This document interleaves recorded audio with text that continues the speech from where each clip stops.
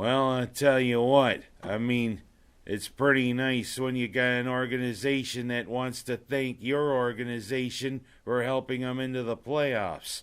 Well, you want everybody see that the Pittsburgh Steelers decided to send a lot of Primanti Brothers sandwiches up to One Bill's Drive. Because you know what? It was Buffalo's victory over the Jets. And when the Steelers beat the Browns, Pittsburgh made its way into the playoffs as the sixth seed. But you know, it shows you that that big Irish family that runs the Steelers definitely knows how to pay it forward. Truth is, I've had a lot of respect for the Steelers over the years. The Rooneys have always run a first-class organization. For almost their first 40 years, they were known as lovable losers. But for over the past 40 years, they've been the lovable winners. That's right, 8 Super Bowls, 8 Super Bowl appearances, 6 victories, including 4 in the 70s. And you know, the Rooneys always know how to pay it forward. Heck, they thanked the Houston Oilers in 1977 by sending them some Samsonite luggage, not knowing that for the next 2 years they'd be playing the Love You Blue Oilers in the AFC title, beating them twice. But thing is, that's all in well, Pittsburgh. I know people would like some of the Primanti Brothers sandwiches. Hell, that combination of meat between Italian bread and also with coleslaw and french fries piled on the sandwich. Boy, that sounds delectable. But you know, maybe next year, if the position were reversed, maybe you'd do the same for us. Of course, I'm not foreshadowing anything, but you know, you guys always seem to make the playoffs. Well, for the last 16 years, we haven't made the playoffs.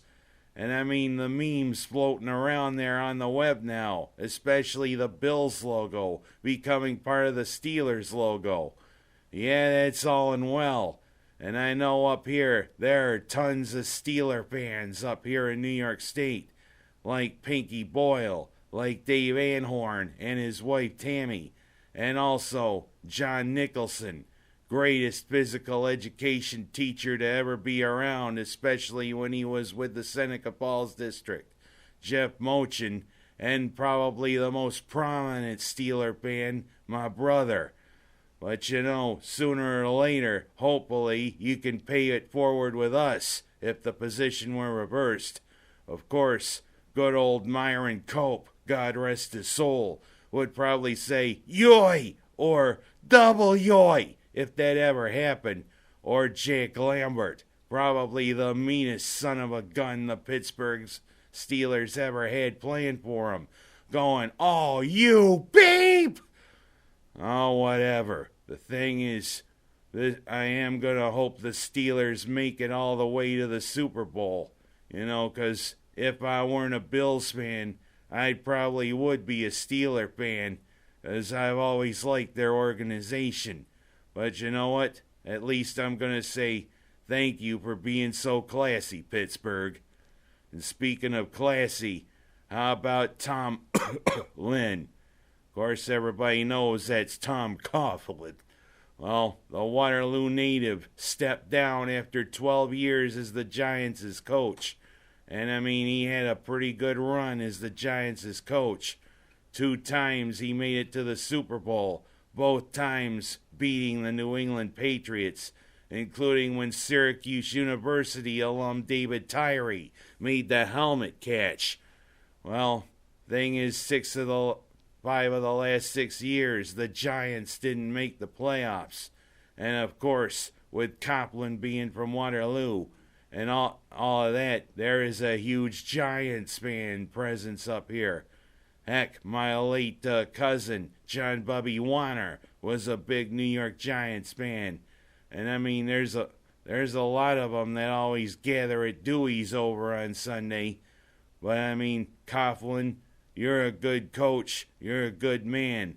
Heck, there's even a mural painted on a downtown Waterloo building, and also the stadium that the Waterloo Indians play in is named after you. But You know, it was a great run for you as the Giants head coach. I don't know if there's going to be any more jobs coming your way. You're almost 70 years old.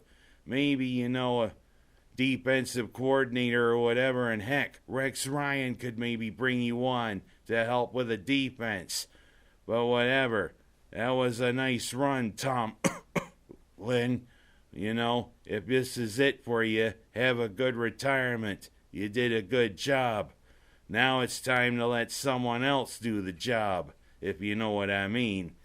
We go from Tom Coughlin to talking about something where Myron Cope, if he was up here, would say, "Yoy, what is happening with the Syracuse Orange basketball team?" I mean, it seemed as though when we won the battle for Atlantis, everybody was starting to fear the Syracuse Orange team. But in the last 9 games, we've had a losing record. And especially how we've started out ACC play. Terrible losses. Especially there to Miami on Saturday.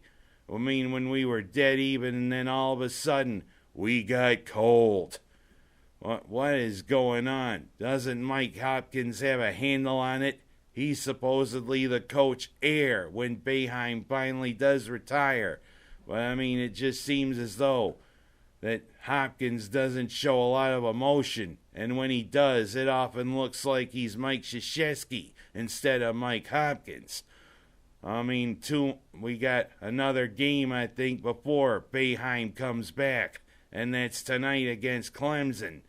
And hopefully we can end Mike Hopkins' a temporary time as head coach until he becomes permanent head coach with a win.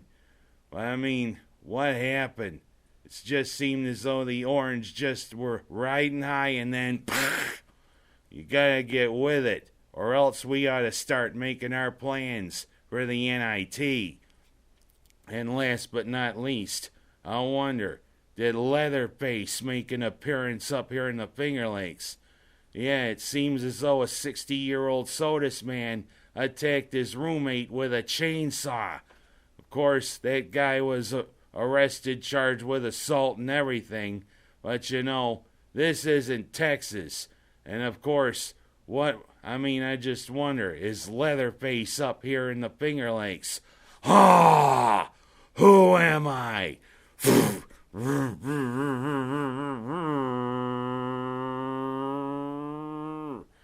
Chainsaws are meant for cutting into trees, cutting wood. They're not meant for being used against humans. And of course, you gotta wonder he didn't have a mask on. He didn't have Tobe Hooper directing him. Or was this guy all spaced out, you know? Leave the chainsaw to the lumberjacks, not for swinging. Timber! Well, I'm going to take the buzz out of that one and say thank you to the Pittsburgh Steelers for being so nice. I'm Ken Haas, and that's my story this week.